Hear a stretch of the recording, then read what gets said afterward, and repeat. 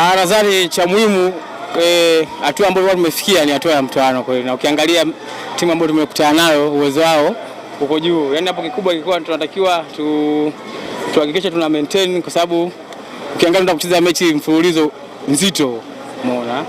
Kwa hiyo tulikuwa tunatakiwa kufanya katika mchezo wa leo ni kuhakikisha tunapata ushindi kwa kadri ambavyo tunaweza. Yaani ilikuwa leo sio mechi ya kusema sijui una relax kwa sababu una mechi ngumu mfululizo kama ulivyosema, lakini kikubwa ilikuwa ni kuhakikisha tunashinda, na ndio kitu ambacho tumekifanya katika mechi ya leo.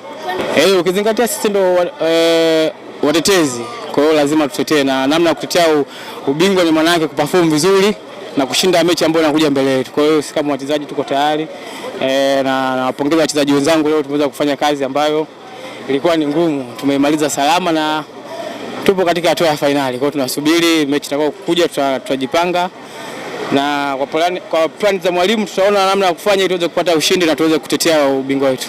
Katika finali yoyote anayekuja nakutana naye, haina haja ya kuchagua kwa sababu tushaingiza mguu mmoja. Kwa hiyo haina haja ya kuchagua mtu yoyote. Alafu finali ni finali, haimaanishi kama wacheza timu ndogo au timu kubwa.